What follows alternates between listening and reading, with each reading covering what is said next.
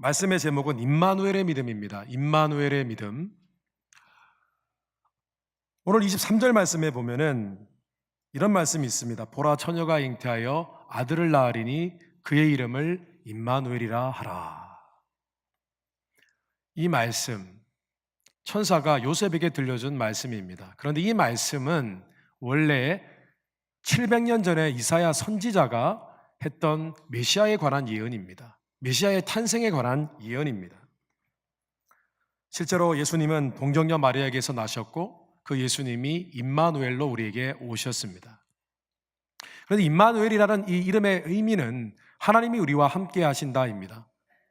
오늘 말씀에 그 의미가 나와 있습니다. 성도 여러분들께서도 이미 그 의미에 대해서 너무나 잘 알고 계시리라 믿습니다. 그런데 성도 여러분, 혹시 예수님께서 임마누엘이라는 이름을 받게 되신 사연에 대해서 혹시 알고 계십니까? 예수님이 임마누엘이라는 이름을 갖게 되신 그런 비하인드 스토리가 있습니다. 예수님이 탄생하시기 700년 전에 남유대 땅에 아하스 왕이 있었습니다.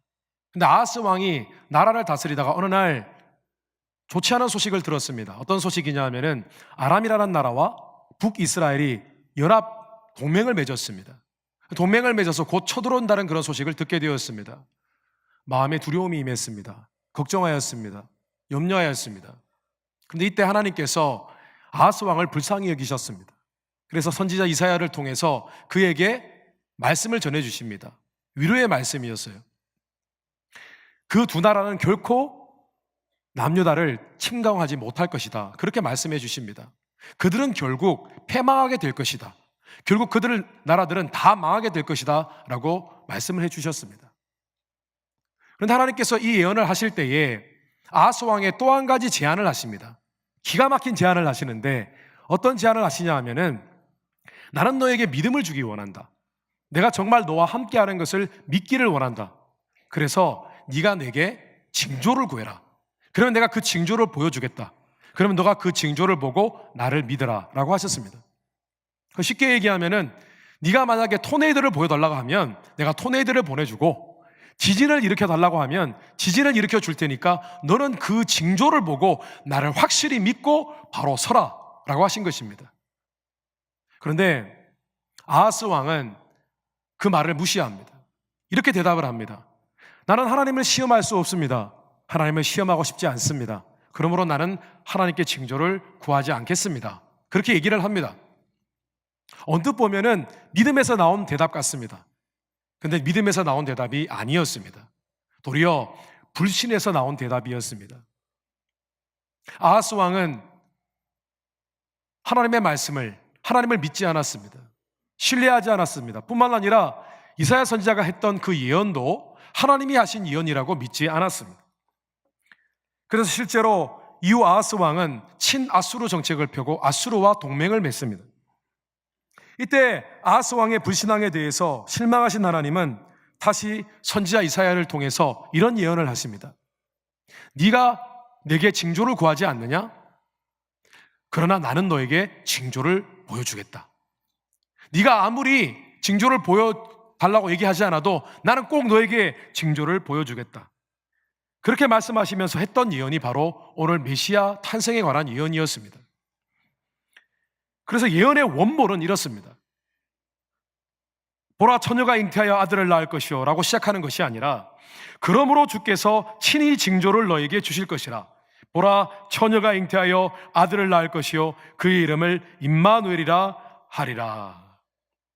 그러니까 하나님께서 결국 임마누엘이라는 이 이름을 주신 것, 그 예언을 하신 근본 의도, 목적은 무엇이냐 하면은 이런 것입니다. 내가 언젠가 남자를 알지 못하는 여인이 아들을 낳는 기적을 보여줄 것이다. 그런데 그 기적을 보게 되는 자들은 너와 같이 나를 불신하는 그런 실수를 저지르지 않을 것이다. 그때에 그와 같은 기적을 본 사람들은 나를 정말 확실히 믿게 되어질 것이다. 그런 의도로 말씀을 하신 것입니다. 결국 임마누엘이라는 이름은 하나님을 온전히 신뢰하지 못하는 자들에 대한 하나님의 책망이고 앞으로 하나님을 정말 신뢰하는 자들이 나오기를 바라는 하나님의 기대와 소망이었던 것입니다. 성도 여러분, 만약 예수 믿는 자들이 예수 그리스도의 동정녀 탄생을 믿는다면 그들의 믿음은 특별해야 합니다. 그들의 믿음은 임마누엘, 하나님이 우리와 함께 하신다는 사실을 확실히 믿고 있는 믿음이어야만 합니다. 그렇다면 하나님이 우리와 함께 하신다는 이 사실을 철저하게 믿는 이 이상적인 믿음, 임마누엘의 믿음은 어떤 믿음인지 오늘 잠시 나누고 묵상하는 시간 갖도록 하겠습니다. 첫째로 임마누엘의 믿음은 우리 삶에 치밀하게 개입하시고 간섭하시는 하나님의 역사를 믿는 믿음입니다. 하나님이 우리의 삶에 개입하시고 간섭하시는 것을 확실히 믿는 믿음, 그것이 바로 임마누엘의 믿음이라는 것입니다. 예수님의 탄생은 하나님이 사람이 되신 성육신 사건입니다. 우리는 흔히 이 성육신 사건, 영어로 incarnation, 이 사건을 생각할 때에 이런 생각을 합니다. 하나님께서 초자연적인 기적을 베푸셨구나. 하나님이니까 이런 일을 하시지 라고 생각합니다. 또는 하나님께서 사람이 되셨는데 얼마나 겸손하신가, 그 부분에 대해서 신학적으로 평가를 합니다. 그러나 하나님께서 사실 이 땅에 사람으로 모습으로 오신 것은 근본적으로 그런 의미를 뜻하는 것이 아니라 영적인 세계 속에서 계셨던 그 하나님이 물질 세계로 들어오신 것, 자신의 구원의 사역을 성취하시기 위해서 직접 자신을 구겨서 자신을 작게 하셔서 물질 세계로 들어오신 그런 최초의 역사적인 사건이라는 것입니다. 성육신이 있기 전까지 하나님께서는 오로지 천사와 자기의 영인 성령을 통해서 자신을 보이시고 자신을 나타내셨습니다. 그런데 하나님께서 마침내 구원 사역을 이루시기 위해서 자신이 직접 인간사에 개입하시기로 작정하신 것입니다. 성도 여러분, 혹시 하나님께서 사람이 되실 때에 얼마나 주도 면밀하게 이 땅에서 일을 하셨는지 한번 생각해 보셨습니까? 먼저 하나님께서는 자신이 창조하실 때에 자신이 만든 자연의 질서를 최대한 거스르지 않기 위해서, 최소화하기 위해서 하나님께서는 성인의 모습으로 오시지 않았습니다. 다 큰 어른의 모습이 아니라 여인의 자궁을 빌려서 태아로 발현되셔서 오셨습니다. 뿐만 아니라 하나님께서는 구약시대에 메시아의 예언을 통해서 다윗의 자손에게서 그 메시아가 탄생될 것이다라고 예언하셨습니다. 그래서 그 예언을 이루시기 위해서는 그들의 후손 가운데 사람들을 찾으셔야 했습니다. 그래서 그들의 후손 가운데 적합한 부모들을 찾으셨습니다. 특별히 동정녀 탄생을 납득할 만한, 그것을 이해하고 순종할 만한 남자와 여자를 찾으셔야 했습니다. 뿐만 아니라 이미 결혼하기로 약혼한 그런 결혼 예비 부부를 찾으셔야 했습니다. 어디 그것뿐입니까? 그들 한 사람 한 사람을 만나셔서 설득하셔야 됐습니다. 실제로 누가복음 말씀해 보면은 하나님께서 천사를 보내셔서 마리아에게 나타나십니다. 마리아에게 동정녀 탄생에 대해서 이 아기가 남자가 없이 태어나는 아기다라고 하셨을 때에 마리아는 이해하지 못했습니다. 그래서 천사를 보내셔서 계속해서 이해시키고 납득시키십니다. 뿐만 아니라 오늘 읽은 말씀, 마태복음 말씀에 보면은 하나님께서 이제 요셉을 설득하십니다. 요셉은 마리아가 결혼하기 전에 이미 임신했다는 사실을 알게 되었습니다. 마음이 불편했습니다. 그녀를 조용히 내치려고 했습니다. 그래서 하나님께서는 꿈에 천사를 보내셔서 꿈을 통하여 그에게 설득하셨습니다. 이 아이는 남자를 알아서 태어난 아이가 아니라 남자 없이 태어난, 하나님을 통하여 태어난 아이다 라고 말씀해 주셨습니다. 정말 하나님께서는 시간과 공간을 비집고 들어오셨어요. 시간과 공간이 없으신 그런 초월하신 하나님이 시간과 공간이 있으신 그곳을 비집고 들어오셔서 자연의 법칙과 인간의 자유의지를 최소한으로 해치지 않게 하시려고 치밀하게 우리의 인간사에 개입하셨던 것입니다. 하나님이 사람이 되신 것, 우리가 생각하기에는 그냥 단순한 논리 같지만은 그렇지 않습니다. 그 크신 하나님께서 작은 물리적인 세계 속에 발을 담그신 것입니다. 어디 그것뿐입니까? 하나님께서 예수 그리스도를 이 땅에 보내실 때에 예수님은 사실은 온 우주의 왕이셨습니다. 왕을 보내실 때에 하나님은 이 왕이 찬양받고 경배받기를 원하셨습니다. 그런데 그 당시에 아무도 예수님을 찬양하고 경배할 만한 준비된 사람이 없었습니다. 그래서 하나님께서 누구를 준비시키신 줄 아십니까? 별을 보고 점을 치는 동방박사들이었습니다. 별을 보고 점을 치는 사람들을 하나님께서 별을 보게 하셔서 메시아의 탄생의 징조를 알려주시고 그들을 불러서 그들로 하여금 예수 그리스도를 경배하게 하셨습니다. 그런데요, 하나님께서 동방박사들을 동원하시니까 문제가 생겼습니다. 헤롯이 그만 메시아의 탄생을 알게 되었습니다. 그래서 헤롯 왕이 메시아를 죽이려고 할 때에 또한 요셉과 마리아를 피신시키셔서 하나님은 예수 그리스도의 구원 사역을 계속 하셔야 했습니다. 정말 하나님께서는 예수 그리스도를 주시기 위해서 한 사람 한 사람, 한 환경 한 환경 직접 개입하시고 간섭하셨습니다. 믿지 않는 사람이 예수님을 믿지 않다가 예수님을 믿게 된 그 과정들을 하나하나 살펴보면은 하나님께서 얼마나 주도 면밀하게 개인의 삶에 간섭하시고 개입하시고 역사하시는지를 엿볼 수 있게 되어집니다. 한 남자가 있었습니다. 제사를 많이 지내는 유교 가정에서 자란 한 남자가 있었습니다. 중학교 때 일찍 부모님을 여의었습니다. 어린 나이에 부모님을 여의고 나니 친척들이 이 아이를 무시했습니다. 그래서 이 아이에게 자그마하게 공부하라고 남겨두신 부모님의 재산을 친척들이 갈취하였습니다. 어린 나이에 이 남자는 마음에 분노가 생겼습니다. 내가 언젠가는 반드시 성공하여서 내가 우리 가문을 일으켜 세우고 저들에게 내가 반드시 내 자신을 드러내 보이겠다. 그렇게 독한 마음을 먹었습니다. 그래서 열심히 공부하였습니다. 독하게 공부했습니다. 그래서 마침내 의과대학을 졸업하고 의사가 되었습니다. 그런데 의과대학을 졸업할 무렵에 자신을 홀로 대신 자신을 계속해서 그때까지 도와주시고 그리고 뒷바라지 주신 고모님이 계셨는데 고모님이 그만 병원으로 몸져 누우셨습니다. 그리고 돌아가셨습니다. 너무나 슬펐습니다. 그런데 장례를 치를 만한 여유가 없었습니다. 그런데 같은 이웃에 가까운 교회에 다니시는 어떤 집사님을 알게 되었습니다. 그런데 그 집사님께서 내가 장례를 도와주겠다고 교회에서 장례식을 도와주겠다고 그렇게 제안을 하셨습니다. 그래서 무사히 장례식을 치루었습니다. 이것이 하나님께서 그 남자의 삶에 간섭하신 최초의 사건이었습니다. 직접 목사님께서 오셔서 장례를 도와주셨습니다.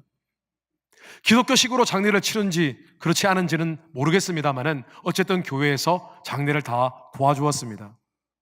근데 사람이 이런 은혜를 입으면은 교회 한번 방문할 법도 한데 이 남자는 그렇지 않았습니다. 교회가 그냥 가기 귀찮았고 그냥 그렇게 은혜를 입었는데 그냥 모른 척 넘어가게 되었습니다. 그리고 군의관으로 군복무를 마친 뒤 본격적으로 병원 근무를 하게 되었는데 처음 가게 된 이 종합병원이 기독교 재단의 병원이었습니다. 그래서 그 병원에는 아침마다 예배 모임이 있었습니다. 이 남자가 예수님을 믿지 않는 크리스찬이 아니라는 사실을 그 동료들이 알고 그 동료들이 그 남자에게 참 친절하게 대해주었습니다. 그리고 계속해서 권면하였습니다. 우리 예배 모임에 한번 나오지 않겠냐고 권면했습니다. 그런데 이 남자는 계속해서 그 모임에 참석하지 않았습니다. 병원에서 수년 동안 일했는데 단 한 번도 모임에 참석하지 않았습니다. 이 일이 바로 하나님께서 그의 인생에 간섭하신 두 번째 사건입니다. 그리고 병원을 그만두고 개인 병원을 개원하게 되었습니다. 그런데 어느 날 불교 집안에서 자란 아내가 갑자기 전도를 받아서 예수님을 믿겠다고 하는 것입니다. 이 남자는 마음에 두려움이 임했습니다. 내가 지금까지 피해온 이 기독교가 결국 내 가정에 들어왔구나 싶어서 마음에 분노가 치밀었습니다. 이것이 하나님께서 남자의 인생에 간섭하신 세 번째 사건이었습니다. 그러나 남자는 하나님을 가정에서 몰아내려고 최선을 다했습니다. 그리고 시간이 지났습니다. 어느 날 청천벽력 같은 그런 소식이 전해졌습니다. 사랑하는, 그렇게 자랑스러워하던 아들이 마음의 병이 있다는 그런 진단을 받게 되었습니다. 너무 마음이 아팠습니다. 그래서 6년 동안 끊었던 담배를 다시 피우게 되었습니다. 아들을 고치기 위해서 상담도 받게 하고 약도 먹여보고 심지어 무속인의 도움으로 굿도 해보고 부적도 붙여보았지만 오히려 아들의 마음은 더욱더 어려워져만 갔습니다. 그런데 어느 날 아내가 이상한 소리를 합니다. 이 병은 예수님만이 고칠 수 있습니다. 이 병은 기도해야 나을 수 있습니다. 라고 하는 겁니다. 이 남자는 이상한 소리다, 말도 안 되는 소리다, 정신 나간 소리다라고 생각했습니다. 그러나 지푸라기 잡는 심정으로 아내와 아들을 기도원에 가서 기도할 수 있게끔 그렇게 허락해 주었습니다. 그런데 기도를 받고부터 아들이 1년 동안 아무런 병에 차도가 없었던 아들이 공부를 하기 시작하는 것입니다. 마음의 병이 낫기 시작하는 것입니다. 이때 남자는 마음에 생각했습니다. 아, 기독교에 어떤 뭔가 신비한 힘이 있구나, 그렇게 생각했습니다. 이것이 남자의 인생에 하나님께서 간섭하신 네 번째 사건이었습니다. 그러나 여전히 이 남자의 마음에는 하나님을 받아들일 만한 마음의 여유가 없었습니다. 그리고 시간이 또 많이 흘렀습니다. 어느 날 남자에게 큰 병이 찾아왔습니다. 쓰러졌습니다. 지금까지 자신만을 믿고 독하게 살아왔던 남자는 연약한 자신을 더 이상 신뢰할 수 없게 되었습니다. 그리고 마침내 하나님께 마음의 문을 열기 시작합니다. 그리고 아내와 아들의 권유로 교회를 나가게 되어집니다. 이것이 하나님께서 남자의 인생에 간섭하신 마지막 5번째 사건이었습니다. 이 간증은 바로 제 아버님의 간증입니다. 아버님의 관점에서 제가 사건을 재구성한 것입니다. 성도 여러분, 하나님께서는요, 마치 송곳이 빈틈이 없는 곳을 파고들듯이 하나님께서는 우리의 인간사와 개인사에 간섭하고 계십니다. 개입하시는 것입니다. 그분의 개입하심과 간섭하심은 잘 보이진 않지만 확실히 간섭하시고, 그 간섭하심은 확실하고 놀라운 것입니다. 그 간섭하심 때문에 오늘 우리가 이 자리에 있는 것입니다. 그러므로 믿는 자들은 어떤 문제와 어려움이 찾아와도 지금 하나님이 일에 간섭하시고 개입하고 계시는 것을 믿어야 합니다. 오늘 혹시 이 예배 가운데 참석하신 성도님들 가운데 아직 뭔가 하나님이 살아계시고 움직이고 계시는 것을 믿는데 내가 아직 그 예수님을 정말 내 구주로 받아들이지 못한 그런 분이 계시다면 오늘 이 자리에서 그 예수 그리스도, 우리의 삶 가운데 이 자리에 인도하시기까지 역사하신 하나님을 받아들이시고 영접하게 되시기를 주님 이름으로 축원합니다. 그런데 일이 다 끝나고 난 뒤에 그 개입하심과 간섭하심을 아는 것이 아니라 일이 끝나기 전에 그 개입하심과 간섭하심을 보고 믿고 그렇게 임마누엘의 믿음으로 살아가는 믿음의 종들이 되시기를 주님의 이름으로 축원합니다.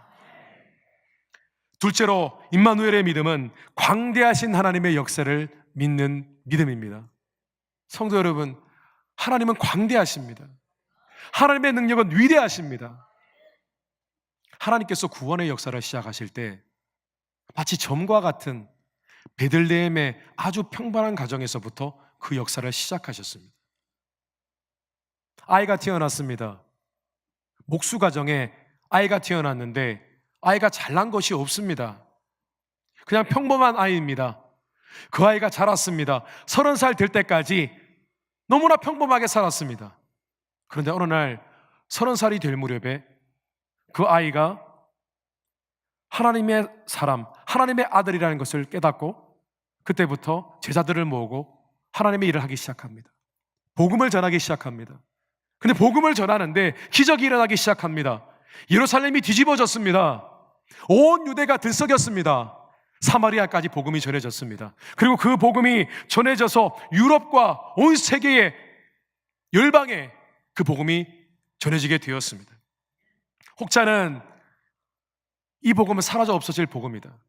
다른 많은 사라져 없어진 종교와 같으리라 생각했습니다. 그러나 그렇게 복음 사역이 끝나지 않았습니다. 그 복음은 많은 사람들을 뒤집었고 오늘 이 자리에 예수 믿는 우리까지 그 복음을 전해 듣게 되었습니다. 뿐만 아니라 하나님을 믿지 않는 자들도 그 입술에 메리 크리스마스라는 고백을 하게 만들었습니다. 성도 여러분, 복음은 모든 믿는 자들에게 구원을 주시는 하나님의 능력이라고 했습니다. 하나님은 능력이십니다. 근데 그 능력은 광대하십니다. 그 능력이 임하면, 그 능력이 임하는 곳에 그 능력을 믿고 따르는 자들에게는 개인의 인생이 변하고, 그들의 가정이 변하고, 그들의 지역사회가 변하고, 그들의 나라가 변하고, 온 세계가 변화되는 것입니다. 성경에는 예수님이 탄생하신 이 베들레헴에 아주 오래전에 있었던 아주 작고 소박한 얘기를 해주고 있습니다. 그 이야기를 담은 말씀이 바로 룻기 말씀입니다. 지금 현재 다니엘 특별 새벽 기도회 때 계속해서 시리즈로 묵상하는 말씀이 룻기 말씀입니다. 근데 이 베들레헴에 엘리멜렉과 나오미라는 부부가 있었습니다. 두 아들이 있었습니다. 다복한 가정이었습니다. 그래서 어느 날 그들이 사는 베들레헴에 흉년이 임했습니다. 흉년이 찾아오자 그들 마음에 갈등이 생겼습니다. 고향에 남아서 계속 이 흉년을 버텨낼 것인가? 아니면 가까운 지금 풍년이 있는 모압 땅으로 내려가서 그곳에 잠시 머물 것인가 고민을 했습니다. 근데 마침내 결정을 했습니다.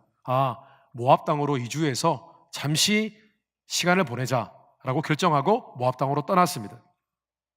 처음 모압 땅에 가서 좋았습니다. 가지고 온 재산으로 땅도 사고 밭을 일구고 그곳에서 양도 키우고 그렇게 살았습니다. 그런데 어느 날 갑자기 남편이 죽게 되었습니다. 망연자실 너무 슬펐지만은 감사하게도 아들들이 다 자라주어서 각각 며느리를 맞이하게 되었습니다. 그렇게 행복하라 생각했는데 또 얼마 지나지 않아 두 아들이 다 죽고 말았습니다. 너무 힘이 들어서 결국은 내가 고향 땅으로 돌아가 내가 묻혀야 되겠다 생각하고 고향으로 돌아갔습니다. 두 며느리는 이제 새 출발하라고 권면을 하였지만은 둘째 며느리 오르바는 다시 모압 땅으로 돌아가고 첫째 며느리 룻은 그 시어머니 나오미를 따라 다시 베들레헴 땅으로 돌아갑니다. 그런데 베들레헴 땅으로 돌아갔을 때에 이 고향 사람들이 나오미를 알아보는 거예요. 그래서 이런 나오미가 아니냐 그렇게 반갑게 인사를 합니다. 그런데 고향 사람들을 바라본 나오미는 그 자리에서 기뻐할 수만 없었습니다. 과거의 자신의 모습과 현재 자신의 처지가 너무 비교가 되고 처량해서 견딜 수 없어서 결국은 울분을 터뜨리게 됩니다. 그런데요, 바로 시간이 얼마 지나지 않아 그때부터 하나님께서 그의 삶에, 이 나오미와 룻의 삶에 개입하시고 간섭하시기 시작하는 것입니다. 어떤 일이 벌어지냐 하면은 어느 날 룻이 나오미 시어머니를 복양하기 위해서 곡식 밭으로 갑니다. 가서 곡식을 줍습니다. 줬는데 줬다가 정말 우연히 보아스라는 남자의 밭에 들어가서 곡식을 줍게 되어지고 보아스라는 사람을 만납니다. 그런데 보아스는 누구였냐면은 나오미와 룻의 기업을 물을 자, 그들의 남편의 책임을 져줄 그런 사람이었습니다. 오늘 룻기 말씀에 보면은 그들의 만남을 이렇게 표현하고 있습니다. 룻이 가서 베는 자를 따라 밭에서 이삭을 줍는데 우연히 엘리멜렉의 친족 보아스에게 속한 밭에 이르렀더라. 룻기는 이 두 사람이 만난 사건을 우연한 만남이라고 그렇게 증거하였습니다. 그런데 룻기를 쓴 이 룻기 저자가 누구냐 하면은 바로 사무엘 선지자입니다. 사무엘 선지자가 룻기 말씀을 쓸 때에 그 두 사람이 우연히 만났다고 쓰고 싶었겠습니까? 아니라고 생각합니다. 이 룻기를 쓴 사무엘의 의도는 이런 것이었을 것입니다. 그들이 정말 우연같이 그렇게 만났지만 그것은 사실은 하나님의 인도하심이었습니다.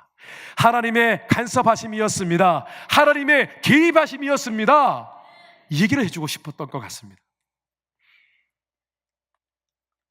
그들은 결국 결혼했습니다. 그들의 깨어졌던 가정이 다시 회복이 되었습니다. 그런데 성도 여러분, 이 사건이 전부가 아닙니다. 그 두 사람이 아이를 낳았습니다. 근데 아이의 이름이 오벳입니다. 오벳이 누구냐 하면 바로 다윗 왕의 할아버지입니다.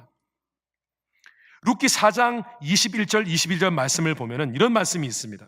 살몬은 보아스를 낳았고 보아스는 오벳을 낳았고 오벳은 이새를 낳고 이새는 다윗을 낳았더라.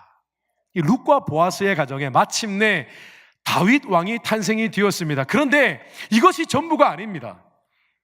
마태복음 1장 6절에서 16절까지 말씀을 보면 바로 다윗의 족보에 대해서 나와 있습니다.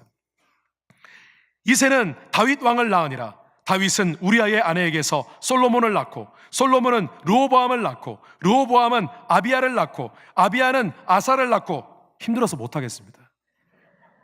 중약하겠습니다. 그리고 건너뛰어서 아킴은 엘리우스를 낳고 리웃은 엘르아사를 낳고 엘르아사는 mat단을 낳고 mat단은 야곱을 낳고 곱은 마리아의 남편 요셉을 낳았으니 마리아에게서 그리스도라 칭하는 예수가 나시니라. 할렐루야. 하나님의 능력은 광대하십니다. 하나님의 능력은 확장케 하는 능력이 있습니다. 하나님의 능력은 최대치로 만들어내시는 능력이십니다. 개인의 삶을 확장시키시고 그들의 비전을 크게 하시고 빛나게 하시는 것이 하나님의 광대하신 능력이라는 것입니다. 그 능력을 믿게 되시기를 주님의 이름으로 축원합니다. 말씀을 정리하겠습니다.